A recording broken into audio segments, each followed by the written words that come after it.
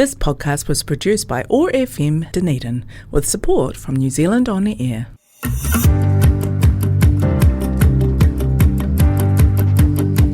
Welcome to What's News Dunedin, brought to you by Hazur Kebab, the radio show that spawned from the 21,000 plus strong local Otipoti Dunedin What's News Dunedin Facebook group. The group has been putting the social back into social media since 2020 with respectful out-debate and a sense of humour. I'm your host, Richard Knights. On today's show, we're talking to our wonderful guests, Butson and Oak Roberts from iLead Dunedin, who'll be telling us a bit more about themselves as well as what they do, as well as helping us look back about the posts that have generated the most interactions over the past 7 days on the What's News Dunedin Facebook group. Those three posts this week are Adjo taking over the cafe in the Botanic Gardens, the ODT's in-depth expose of issues that they found at Te Kaiaka, and a reminder to be nice to our retail and hospitality staff this festive season. Welcome, Hannah. Welcome, Oak. Kia ora, how are you? Kia ora. We're very good and great to have you here. So thanks for joining me. Before we get started on that, if you're on the group, and I know you are, Oak, I'm not sure if you are as well, Hannah. Mm-hmm. Yes, you. So you know we probably know we have a Pun Day Monday, right? So we have a Pun Day Monday post. So we get all the old dads in the group to bring their best puns on a Monday, and whoever gets the most laugh reacts, very simple signs, most laugh reacts, we bring it on the show on Friday. So the reason being is we try and see if the written joke makes it to a spoken joke and it's still funny, right? So there's no requirement to laugh at any of these. I like this one. I like all of them. I do like my wordplay and my puns. But anyway, our pun of the week this week is this. Did you know that you're actually born with 4 kidneys? As you get older, 2 turn into adult knees. Yeah. Yeah, that's cool. It's not a bad joke, eh? Not terrible. No, not terrible. I mean, there was one, we had one a week or so ago about, there was a Max Reed put it up about cheese rolling. And it was about someone getting attacked by a lump of cheese rolling down a hill. You know, seen that stuff, that thing they do in the UK? Yes. It's really weird, right? Yeah. And it took me forever to get the joke because he was saying, like, but you know, the people who was taking the photo were trying to warn him because they were saying cheese. Oh. But I read that joke over and over and over, and I'm embarrassed. I don't know why I'm telling the story twice. I'm so embarrassed that I didn't get that joke quicker. You know, I'm looking at it going, I hope this doesn't win because I don't know I don't even find it funny. I don't know what's going on. How long did it take to click? I'm not going to admit to a time frame, Hannah.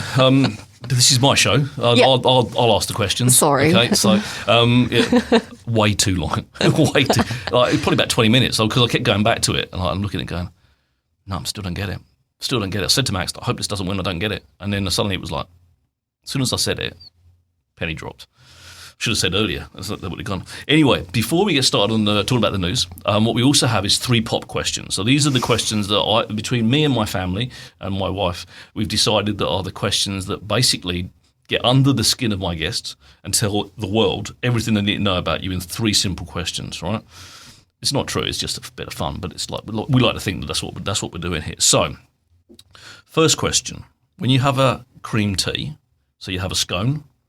Butter. You mean a scone? Well, I mean a scone because I speak the Queen's English, Hannah. That's where I come from, the Queen's English. So it's the scone where I come from. You can have a scone, I suppose. I'm from up north. Oh no! Oh, well, there you go. Yeah, same. I'm from the UK. Oh, you're from the UK. Are you scone or scone? Scone. Yeah, outnumbered. Oh, I'm outnumbered. Flipping heck. That's not fair. Outnumbered on my own show, but that's okay. When you guys have a scone, is it a scone?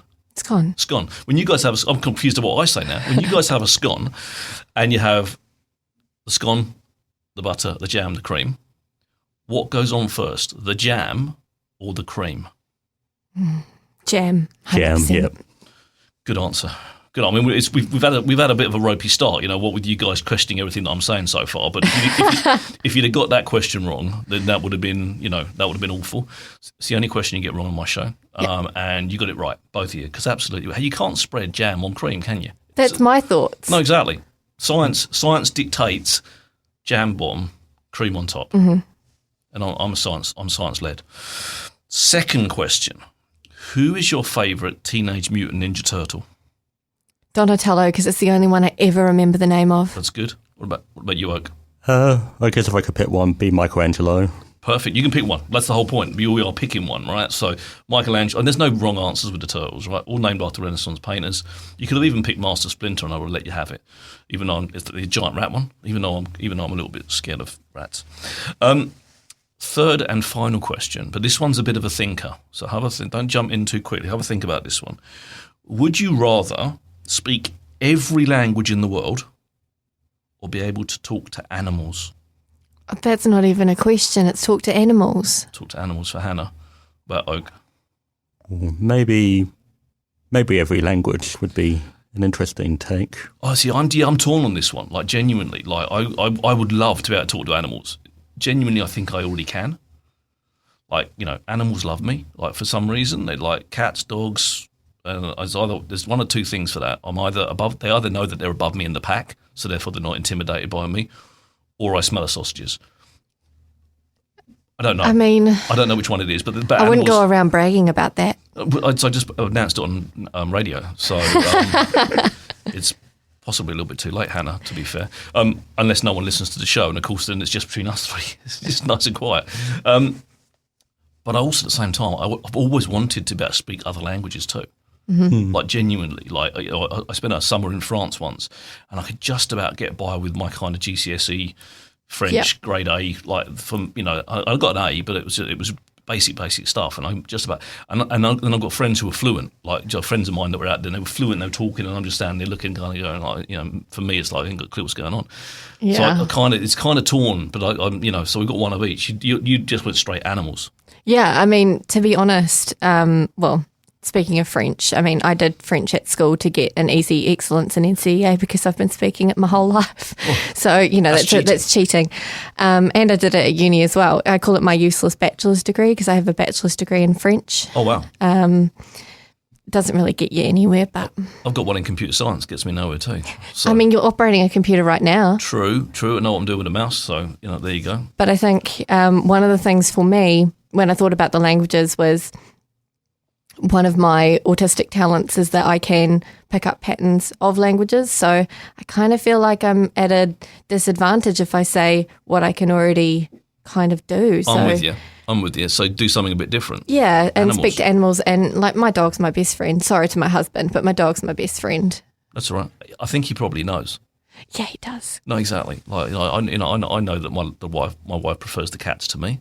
It's like they don't hide it, do they? I mean, you just kind of know. Yeah.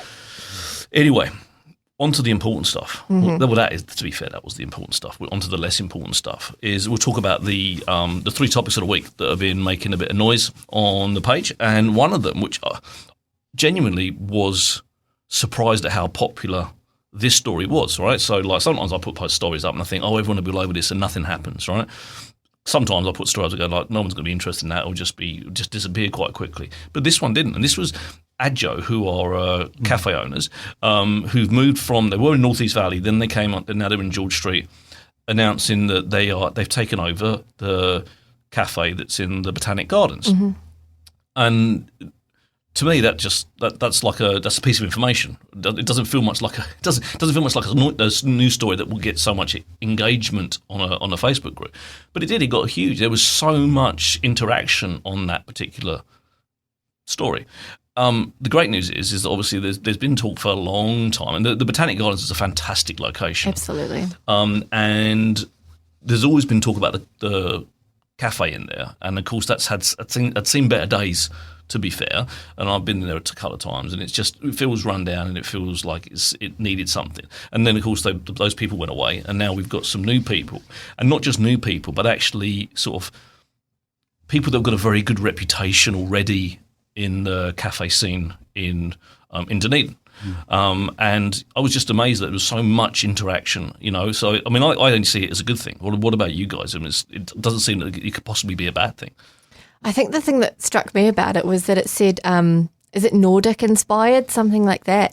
And I thought to myself, what is Nordic food? And it sent me down a rabbit hole of looking at what Nordic food was. Did you find anything? I learnt that there's a lot of fermented stuff.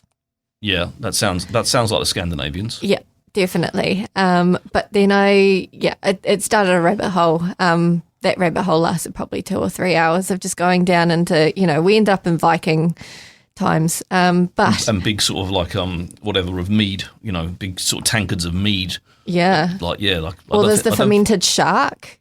Have you heard about that? No. So they have, I don't know what kind of shark it is. Sorry, my research wasn't that great, obviously.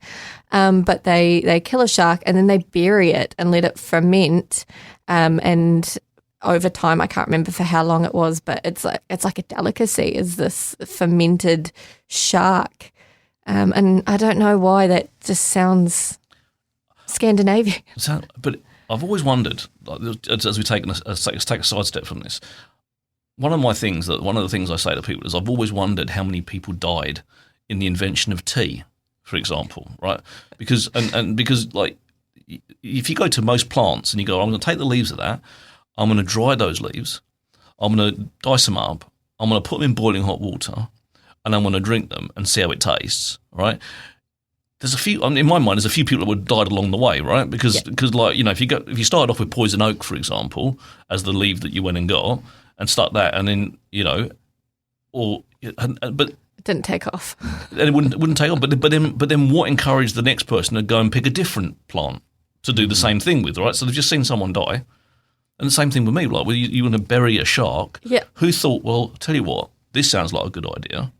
This will be a national delicacy. Yeah. Let's bury a shark, let it ferment, dig it up after a while, let's eat it, and then we'll see how good it is. That and that surstrumming stuff, have you heard of that?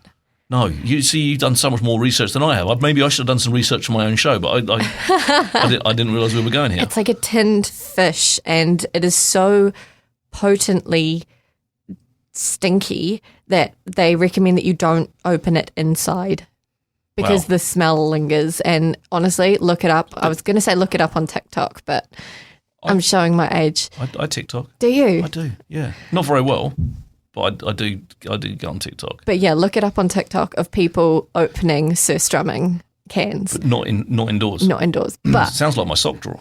Oak is definitely the coffee connoisseur of us both. Coffee connoisseur. Have you been to Adjo? Yeah, I've been quite I haven't been recently, but I've been a couple of times I've passed, and they're very nice people there, and definitely love the culture and the coffee. So I think it's going to be a great addition to the Botanic Gardens, definitely, because they're, from what I gather, again, that was the kind of commentary that we got on the page. Actually, great people, great food, great coffee. It's going to be a great addition to the Botanic Gardens. So, and unfortunately not ready for Christmas, but that's okay, because at the end of the day they've only just taken that over. But I think that'll be, we're still going to see some. I think still see some of the summer through in 2026. We'll see them there as well, and I think that's fantastic. So I wish them all the best. If they're listening, I'm sure they're listening because everyone must listen to my show. I'm hoping. I wish them the very best. So moving on to the next topic, and this one for me is a bit of a. I don't know. I can't say I know a lot about this topic, but the ODT did a massive expose. Pretty much took up all their Saturday papers regarding issues that they've discovered at Te Kaiaka, which is the new community. It's a community health centre. Hub, exactly, that started off in Caversham as quite small, and then they built the new one, which was just off the main. I want to say College Street, but I could be wrong. But anyway, brand new building, and to lots of fanfare, to lots of kind of great, people talking great things. But there's been some very disgruntled staff. There's been some tales of, people not getting the level of service that they're expecting. Also, ODT sort of saying, it brings me no joy to bring these stories, but I there's a bit of a cynic in me that says, like, that's your job, right? Genuinely, any journalist that's worth their salt wants to do the investigative stuff and actually kind of uncover a story, get a scoop, that kind of stuff. So, like, whilst the paper test might not bring them any joy, it does. Like, it certainly brings them revenue, and revenue brings you joy. But it's one of those things, like, there's three sides to every story, right? There's their side, there's the other side, and there's the truth, which is somewhere firmly kind of smack bang in the middle. And I can't say that I know enough about the organisation to sort of say rightly or wrongly whether one side's the other. But what I did find interesting was the polarisation, and there was that kind of, there's current members of staff who would be defending them, ex-members of staff that aren't. Do you guys have any knowledge on this one, or is this like something that none of us in the room know much about? I don't know.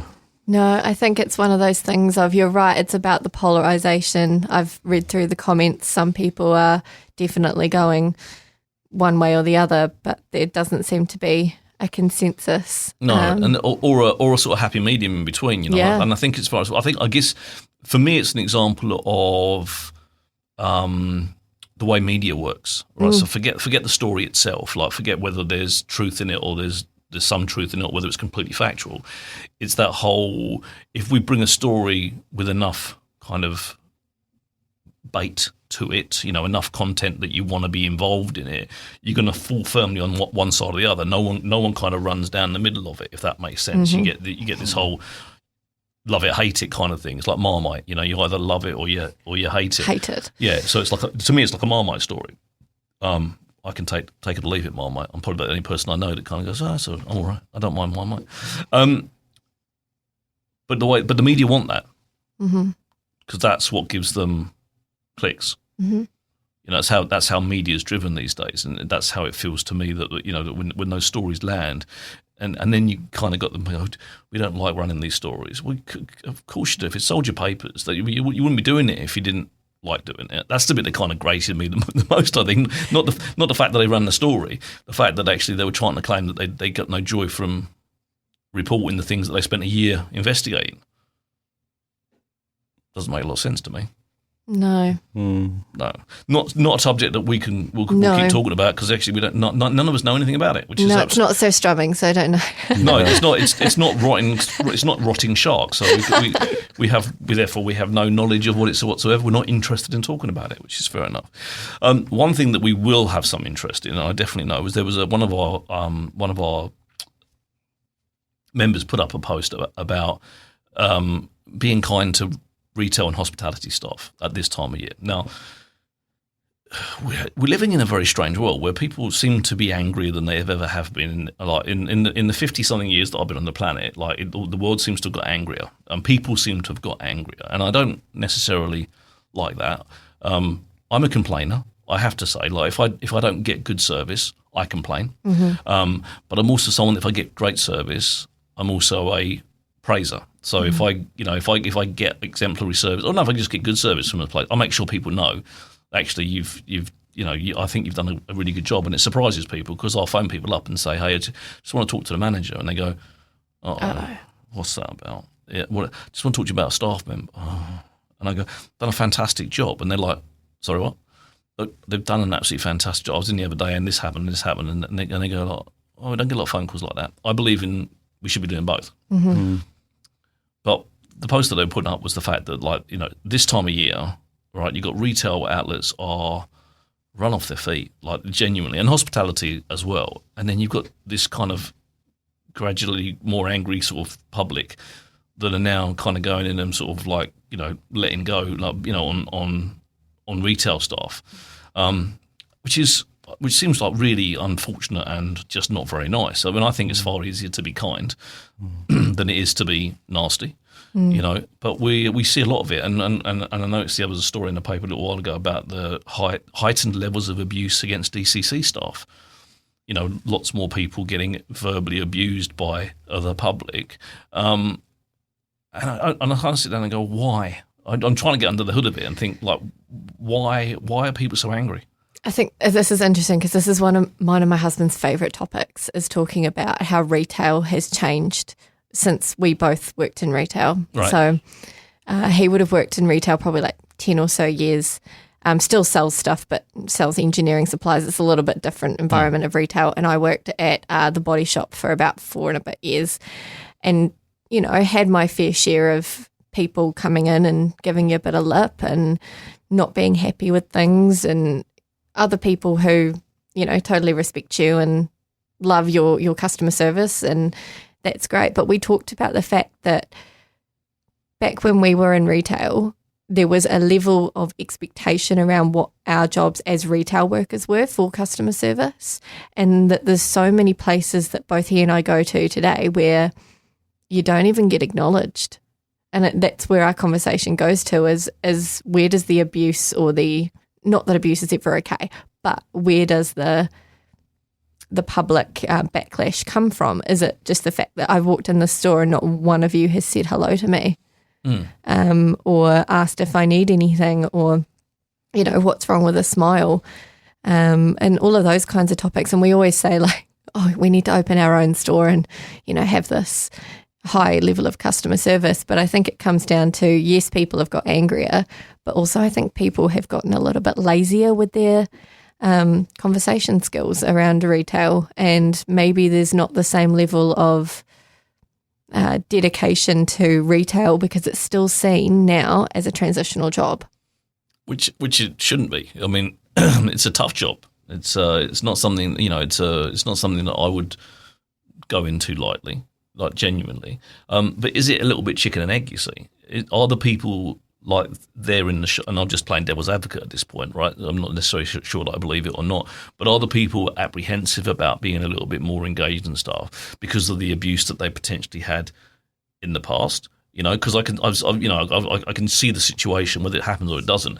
You know, I go up to you, you walk into my store and go, hey, how you doing? Like, you know, anything I can help you with? And you're like, get lost, I'm just here to browse, you know? Like, so therefore I don't want to do that the next time when Oak walks in the shop. I don't want to go and do that. Poor Oak. Yeah. Oak, you're wonderful. I'd come and talk to you, don't worry, mate. But what, do you know what I'm saying? It's like, is it a bit chicken and egg? Is there a little bit of apprehension because of the fact that you know, people are quite free with their, you know, grumpiness as well, that therefore it's almost like a self-fulfilling prophecy that, you know, it's a question.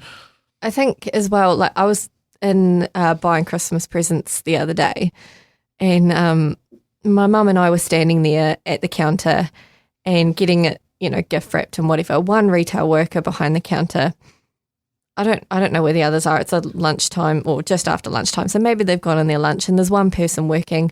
The line started forming. He's going as fast as he can, and this lady comes up and goes, oh, well, I can't tell where the line ends. There's only one person working, and she starts on her little rant. Oh my goodness, it's so hot in here. I can't. And I'm just looking at her like, he's one person. Yeah. And he's serving right now. Yeah, exactly. Me. He's not sitting there twiddling his thumbs, right? He's actually, you know, whoever they were doing their job as best they possibly could. Also, probably knowing that they're under pressure because actually there's a queue forming. Absolutely. And I think that's the thing, is that there's that kind of there's a sense of entitlement in that example. Entitlement, yes. Entitlement or privilege, where people are kind of going like, you know, it's not acceptable that I have to wait 10 minutes to get served. Well, since when did that become a thing? Like, genuinely, since when did we start putting a time frame on service? You know, if the person in front is being served to the best of their ability, then actually your expected wait should be when that next person is finished. In my mind, I love going into shops because I love the interactions. I don't like shopping. I hate shopping. Like my wife will tell you that she has to literally drag me through shops. But when I'm in shops, the enjoyment I get is talking to the people that are serving, because I'm a talker. I like to engage with people and you know and have a conversation, have a joke, have a laugh, brighten their day, brighten my day at the same time, kind of thing. That's genuinely where I get. You know, there's nothing worse than kind of going in and seeing kind of a browbeaten. You know, I do my best to cheer them up. That's kind of, I feel that's my job, because I'm not buying anything because I don't do shopping. Like, someone else is buying stuff, my wife's buying stuff, my kids are buying stuff. Like, I'm paying, but I'm not buying. You know, but it's not just this time of year, is it? It's like we say this time of year, but like it's actually, it should be all year round. Like, you know, if you're not getting level of service, then there's a way to engage to get a result. Yeah? And it's not being nasty, in my mind, right? You know, I complain all the time. If something's not right, I complain. If I don't get what I'm expecting, I'll complain, right? But hopefully I'm complaining in a way that's kind of like, I'm not blaming you, but what I've been provided with is not actually at the level that your store or your brand or whatever portraying is right? portraying. So, you know, it's important that you actually do that in the right way, and I think that's the important part. And the other thing is it's how they look after you as well. In my mind, right, if I buy something at a shop and they get it wrong, right, initially I'm angry, but I go in and I give them the opportunity to make it right. If that part of the process doesn't go the way I expect it, in the sense of they don't do that very well, then I'm kind of like, well, I won't be dealing with you anymore. But if they fix it, I give credit for the fact that they've dealt with it in a very nice manner, and therefore I'm still a customer of theirs. That's how I kind of view it. Is you're allowed to get things wrong. It's how you make things right that actually I'm going to remember. And most hospitality staff and most retail staff are wonderful, wonderful human beings. They don't go in and do it to kind of like to mess your day up, do they? Not someone sitting there going like, oh, you know, if I just this nice piece of clothing, I just rub it, there's a bit of dirt on it, that'll get them. You know, they're there trying to be the very best that they possibly can be. In my mind, same. Yeah, I agree. We like retail people. We love retail. We love retail people. We love hospitality people. I couldn't do it nowadays. No, neither could I. I would consider myself someone that's actually. I'm in real estate. Customer service is paramount for what I have to do. Right. If I give bad customer service, I don't get people coming to see my houses. I don't get people coming and wanting to engage with me for whatever reasons. So customer service is paramount if you're in a real estate game. So I totally get that. You know, but I wouldn't, even despite the fact I would consider myself to be very good at customer service, I don't think I'd want to be at the sharp end of a retail outlet or a hospitality outlet. So they have nothing but my thanks and kudos for doing those things, because actually a lot of people couldn't do it. A lot of people that are complaining couldn't so agree. do it. That's you know what I'm saying? A lot of people that are complaining, a lot of people that are being the aggressor in that situation couldn't do the job that they are criticising. Yeah. And maybe people need to step back a little bit and think about that and kind of go, actually, maybe I should give people a little bit more, cut people a little bit more slack. Awesome. Well, that's our 3 topics of the week. So that's the crazy stuff out of the way. I want to talk to you about what you guys do at iLead, but before we do, we're going to get a quick word from our wonderful sponsor. Have you checked out Hazur Kebab yet? It's your go-to for a delicious lunch, a tasty dinner, or anything in between. Order online to save time and pick up some delicious, authentic Turkish cuisine in just minutes. HazurKebabCafe.co.nz. Dine in or take away at 906 George Street. Have you guys been to Hazur Kebab? Yeah. You have? Yeah, I think I have. Yeah, I always love a good kebab. I'm with you, mate. We'll go after the show. Like, I just genuinely love a kebab. Do you know what my husband, every time we drive past it, he goes, "Who's your kebab?" Who's your kebab? It'd be yours if you go in there. Yeah. Tell him. Exactly. Have you been in there, though? I haven't tried it. Stop driving by. Stop. Smell the kebabs. Because a kebab just doesn't, that to me is my it's hangover food, and I don't drink anymore. So see, kebabs are like that for me. Like in the UK, like you go out, you get absolutely hammered. Like 2:00 in the morning, you'd stop at a caravan, an old caravan at the side of a road, and they'd be serving kebabs out the window. Right? That's like the dirty kebab UK. This food's nothing like that, Hannah. Does it do kebab meat on chips? Yeah. Okay, I'm sold. Yeah, kebab, like, but the food is like it's like in my mind restaurant quality food. Like, you know, it's stuff that I go in and sit down and eat it. You know, no grease on my shoes. Like, because that's what, again, like, I used to wake up in the morning in the UK, like after a dirty kebab by a caravan at the side of the A127, which is like dual carriageway, like bloody traffic going by, and you'd wake up in this big white so globby grease on your shoes because you'd spilt all out the side. But no, this is sober food. Okay. Genuinely. I think I might need to go. Oak will tell you. You've been. It's up by George Street Normal, opposite on George Street, opposite George Street. Yeah, when I worked there, School. quite a few teachers would go across the road and grab a wee bit of lunch there. So my daughter is their biggest advocate. Like, whenever where we going, kebab. My brother was here last week from the UK for like a few days. He's off to Queenstown tomorrow to go today for a wedding, but he's passed through for a few days, and we were like, where are we going to go to eat? And Co's like, we've got to take him for a kebab. So what's your order then? So I don't have an order. Oh. They order for me. Right. So I go in there because I'm a creature of habit, right? So if I'm going to go and eat, I just eat the thing that I know that I love every time. The same thing. I'll just go same thing. So I got to the point where Mr. Who sponsors the show clearly, and I said to him, look, I'm sure I love all your food, so perhaps you should order for me. And he said, okay. So now I go in there and everyone else orders their dishes and I go, and whatever you think I should be eating. So I've tried the whole menu and then some, and even stuff that's not on the menu because he's just kind of he's in the kitchen going, I'll make that up for him, you know? So, and I've started doing that other places too, right? Like, because genuinely, like, I know what I like. So again, if I go to a curry house or I go to a Japanese place, I know that I'm going to love that dinner. So I just go to them, just pick me something. And it's changed my life. Well, it changed my food life anyway, because actually you start getting these things that you didn't know. He did me a falafel and chicken kebab, right? There's no way that I would have chosen to put falafel in anything that I'm eating. It's not that I don't like it. It's just that I'd have chosen something else. Mm-hmm. Falafel and chicken kebab. It was heavenly. You're making me really hungry now. I'm always hungry. I was I never get enough food on a Friday because it's But yeah, anyway, that's not what we're not here to talk about. The kebabs. But anyway, get a chance, go because they're bloody awesome. Tell me about iLead. Obviously, I actually know very little about you, right? And with very many of the guests that come on the show, one of the things is that I just put out a little note on the page and say, hey, I'm looking for people to talk to. Anyone got any good ideas? And you either I can't remember whether you put yourself forward or someone put you forward. I think someone put us forward. Someone thinks I might have done and just went, you need to talk to Hannah from iLead. And it's like, fair enough. And Hannah brings Oak along. Awesome, double awesome. But I don't know very much about you. So it's my job and then the listeners get to kind of find out what you do as well. So maybe give me the 5-minute cliff notes. We obviously know you used to spiel. Yeah, give me the spiel. You used to work in retail. We've done that bit. Tell me how you got to doing what you're doing and what it is that iLead do, because I have had a little look and it's some awesome work. Okay, so long story short for me, how I got to this journey. So worked in retail, like you said, studied and became a teacher. Teaching wasn't quite for me.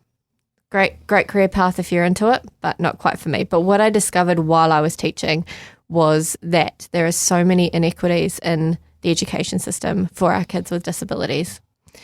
And it kind of led me down this path of wanting to go into that line of work. I didn't know what that was going to look like. I ended up working in the NASC system, which is needs assessments for people with disabilities.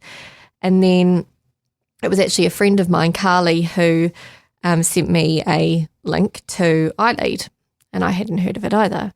And she said, "Oh, you'd like this." So I looked into it, and there was this conference up in Wellington, and I thought, "Oh well, I'll apply, see where it gets to," and got a phone call from our lovely national coordinator, Aaron, that day and said, why do you want to be involved in an advocacy organisation? And I went, haven't really done much advocacy, but, it's something that I'm passionate about because I've seen X, Y and Z in the education system. And so then I got this opportunity to go up to the National Youth Conference.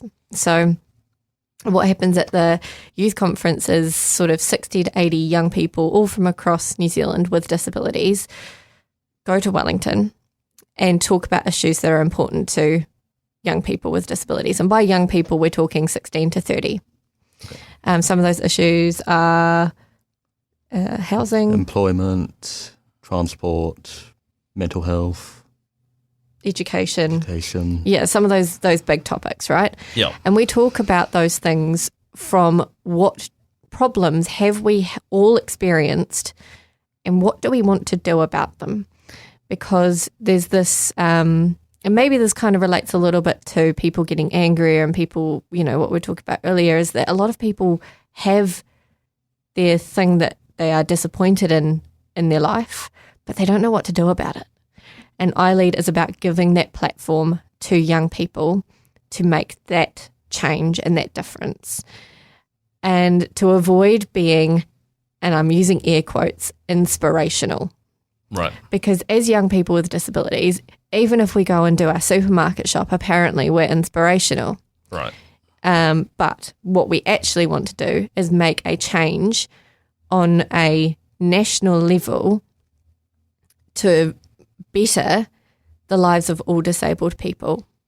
And those things, like I said, we talk about issues that we have experienced and therefore barriers and what we want to do about them. And we create recommendations which then get presented to Whaikaha. So it's a 2 or 3 day-ish conference depending on what year. So present it to who, did you say? Whaikaha.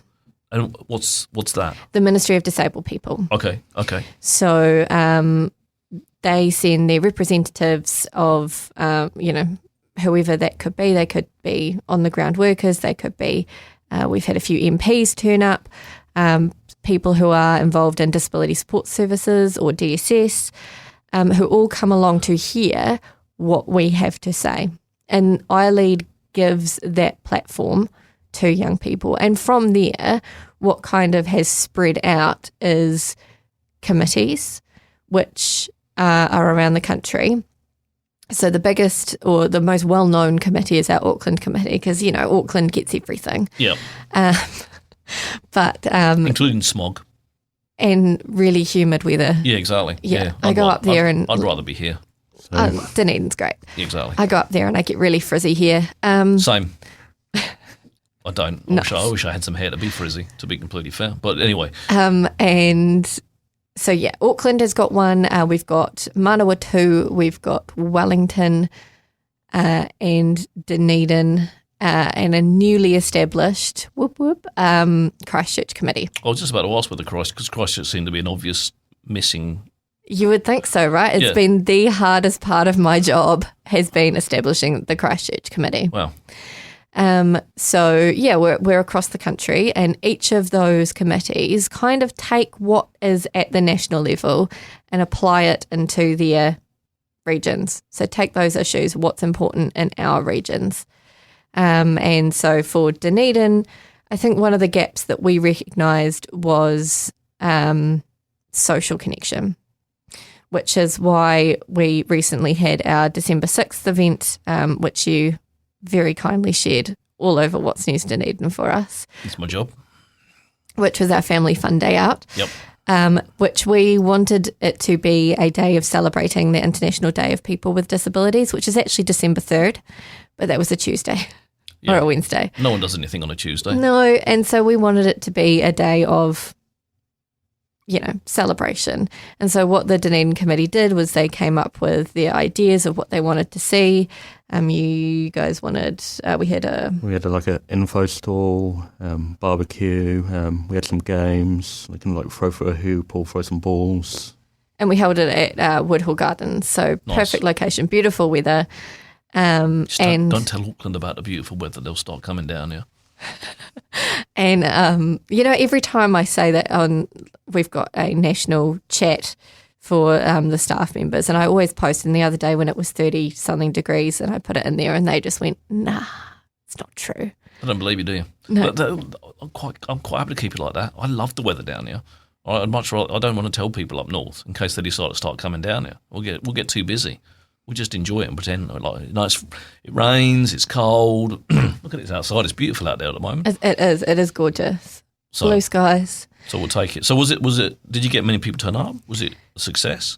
I think we got. There was also other events happening at the same time. So I think a lot of the people who came to our barbecue and to learn about iLead were just people who were passing through, and I think you would agree with me, Oak, that actually kind of was the purpose. Yeah, kind of like to engage people already using the space or to share in the public space, kind of. Yeah, because I guess the point is if you guys already know about you guys, right? And if it's just your kind of already sort of your community already turning up, it's different to if I suddenly stroll past and I can have a conversation and I walk away kind of going, oh yeah, I didn't know about that. Yeah. So I guess that makes it a success in the sense of what putting yourself out there. And I think as well, some of the reason why doing public events is so awesome for young people with disabilities is to show success and what success can look like for a young person with a disability. Because like I said, either we're told that we're inspirational just for doing an everyday task, or a lot of the time young people with disabilities are faced with isolation, faced with, being ridiculed, being, just not integrated into society.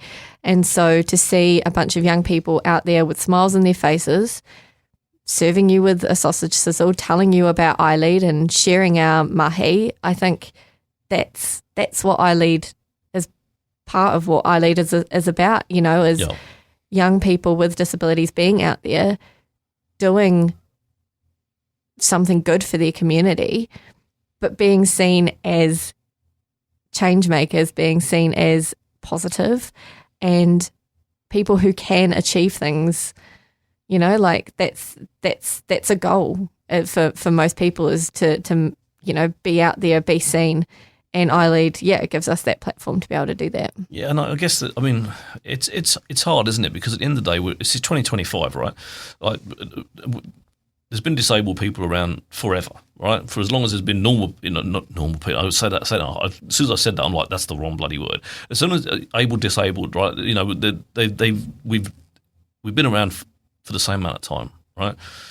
But yet you still have that, what you're talking about, that kind of thing where you kind of, you know, didn't you do well because you did something that I don't consider to be particularly difficult. I mean, that's horrible. You know, that's actually that's not inclusive. That's not all encompassing. That's actually something that, like, and most people don't even think about it. They wouldn't even consider that what they've said is something that actually that's a little bit offensive. You know, to be completely fair, that's not how we treat people, right?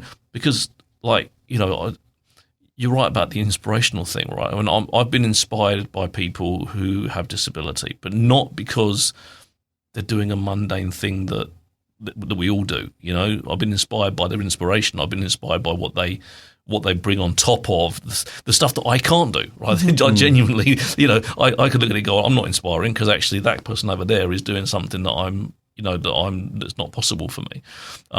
So it's a very, I find it difficult in 2025 that we're still having these conversations. Mm-hmm.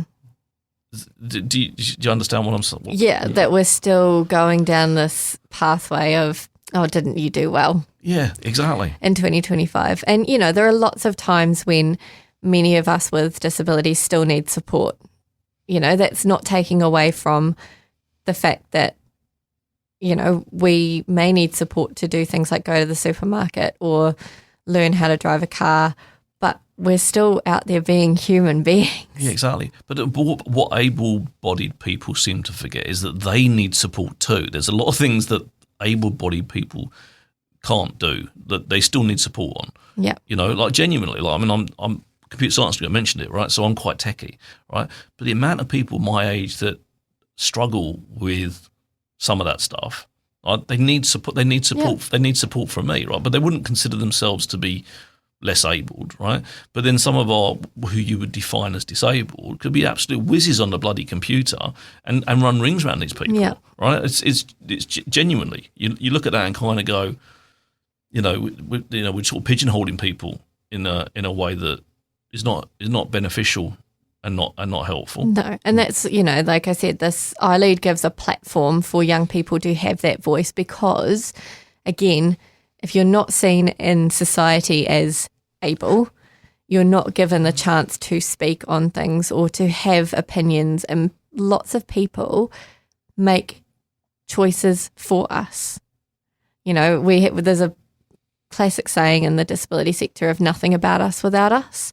And that's definitely true of iLead, is why should we be the second or even sometimes the last to find out what is happening in our lives. And I think, you know, we were talking about support things earlier. What's great about iLead is finding opportunities out in the community for young people to engage in, whether that's having a say in surveys or research, but also iLead has additional programs which we run across the country depending on different regions. So, you know, we talk about some people may need support to learn how to drive. We have our iDrive program, which was designed because there were not that many, if any at all when it was started, programs designed to support young people with disabilities to get their learner license, because they're not necessarily able to tailor programs to suit the needs of people with disabilities. And so we created iDrive originally up in Auckland as 1 or 2 day workshops to break down the road code, because there's no alternative formats to the road code. Did you know that? No. No, because again, it's one of those, like, there's an ignorance on my part, and I'll wear it happily. That why would I don't even need to know, do I? Like, genuinely, because I just do it the way that the prescribed way. Yeah. Oh, you know, and that's because I'm in the privileged position, entitled position. I can just do it the way that it was kind of envisaged without anyone thinking about the alternatives. And yet, you know, it's great. We have English, we have te reo as a form of the road code. There's a few other languages as well, but there's no easy read version, for example. So even though someone with a learning disability can legally drive, what if they can't access the road code? Because the road code is written in legalese. It's written in very technical terms in a generic font, in a tiny font that may be inaccessible to someone who has a learning disability. So we designed the program to break it down into bite-sized chunks, and Oak has helped out at a couple of our iDrives. We ran our last one October last year. No, it was this year, yeah. And then we've got a date planned for 2026, which will be the 9th of April. But do you want to talk to us a little bit about iDrive and what we do in iDrive? Yep. So basically, so iDrive it's normally a 2-day workshop, but we've just been doing the 1 day of just teaching the road code to people who want to come along and learn. Just breaking it down. It's all very interactive here, of like the toy cars and the the play set with like the road map. So it's all very interactive and visual, and you get free pizza as well. So that's always a key grabber. When's the next one? I'm like, there's food involved. You know me. I'll be there. Like, but you make a very valid point about the fact it's like you're using toy cars and visual, because we all learn in a different way anyway. Just forget about able, disabled. You know, some people can be visual learners. Some people can be out, you know, spoken, whatever. We all learn in a different way. And when you only present one way of doing something, you're shutting off all the other people that, you know, it's just not inclusive.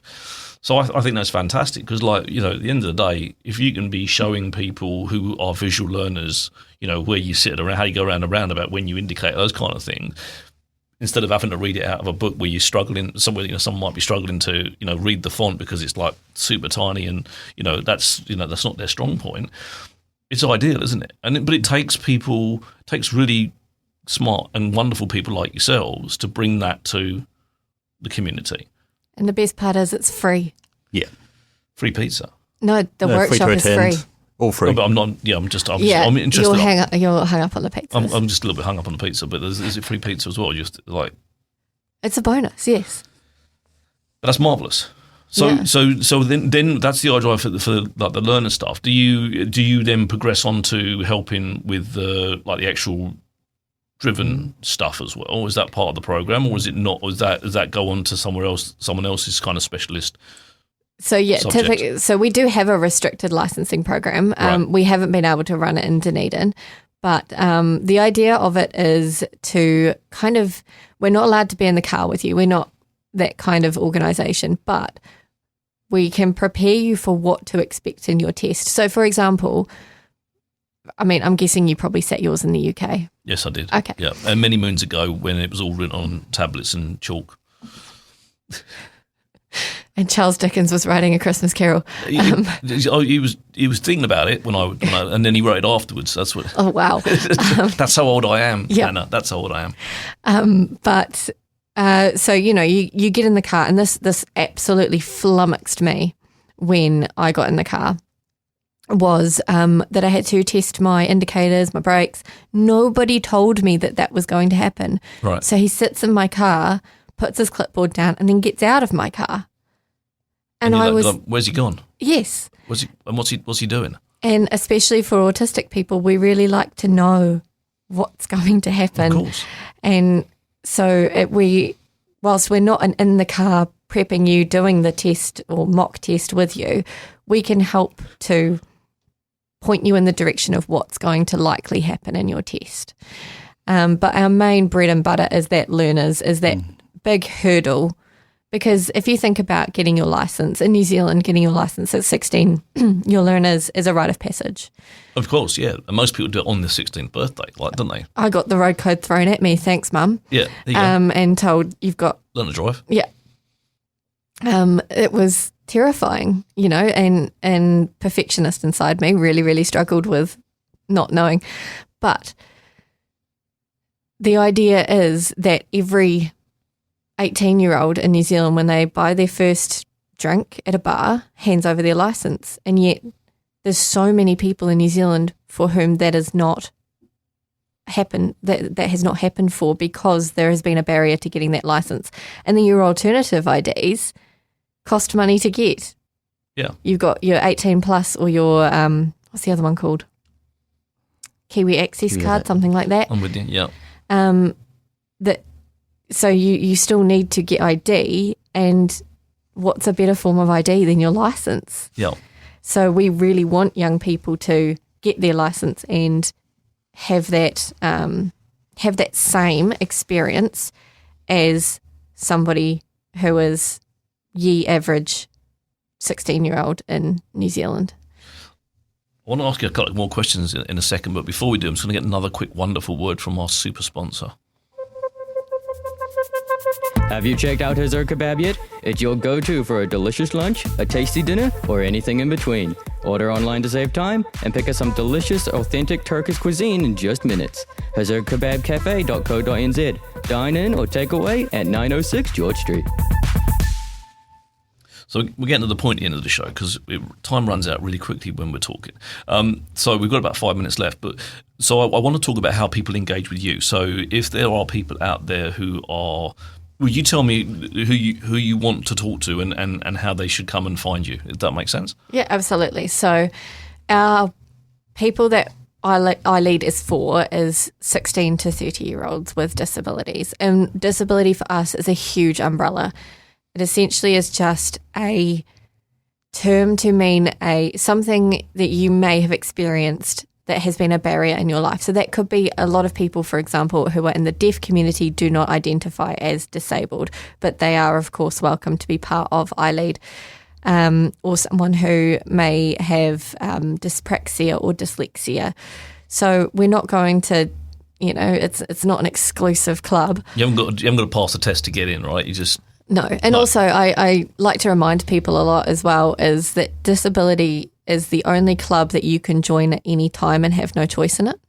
Agreed. So we want people who have got their life experience to inform what they want to change. There's no better thing than from the horse's mouth, right? So yeah, youth aged between 16 to 30 with some form of disability. And as I mentioned earlier, we've got the committees. So Dunedin committee, how many members do we have? Five. Five About members five. down here, always open to new members. And they can get in contact through our website, which is ilead.org.nz, and fill in the membership form. But if there was, say, a business or a organisation who wanted to get in touch, they can also submit through the website, but they can also get in touch with me directly either on Facebook. My name is iLead Southern, or you can email me, hannah@yesdisability.org.nz to get in touch with me. And I cover the whole South Island. So if you are someone who, I know this is a Targo Access Radio, but, if you're out there in Christchurch and you want to know more, you can... I'm on Spotify. I'm across the world. So if you're listening in Norway and you're eating your pickled shark right now and you want to get in touch. Absolutely.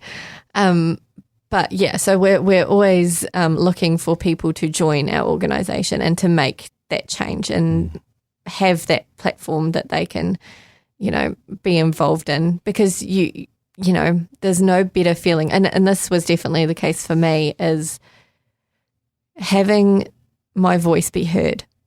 That's what iLead is about, giving you that platform, being heard and connecting with others. Can I just say, it's a very educated voice. I'm sitting there listening to you, and it's wonderful having you here to use your voice. And my platform's your platform. So if you want to put stuff onto What's News Dunedin and shout about what you're doing, that's absolutely, that's what I'm here for as well. Yeah, and I mean, what I love about What's News Dunedin is that you do your Shout Out Thursdays, or I can never remember the name. They've all got fun names. Thursday Review. Yeah. So, Flat Day Saturday, Friday, Wednesday Window on Noitipoti, and also Wednesday Word of the Week, Good News Tuesday, and Punday Monday. And then occasionally Sunday Hapori Showdown. Nice. Which is just a way of finding out what the hell's going on Sunday because no one's writing any news. But our next goals for iLead are definitely, we want to continue to grow the Dunedin committee. The Dunedin committee, they're an awesome bunch of people. When I became the coordinator down here, they kicked me off the committee. Sorry, guys. and that's where we got to stop. I told you we're going to run out of time. No. Fantastic. I know. Thank you very much for coming on. Thank you, Oak. Thank you, Hannah. If you just sit there, guys, while I round out the show. But you're welcome back anytime. We'll sort some stuff out in the new year. Loved it. Thank you. Thank you.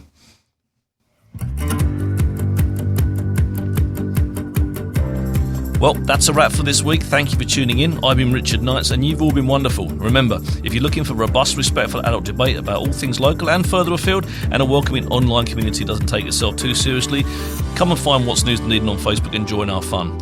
On next week's show, we're talking to Mickey Treadwell, Dunedin City Councillor, and we look forward to seeing you at Friday at 12 on OAR FM. And if you want to listen to the show again or simply share it with your friends, you can find the podcast at oar.org.nz or even on Spotify, YouTube, or your favourite podcast provider.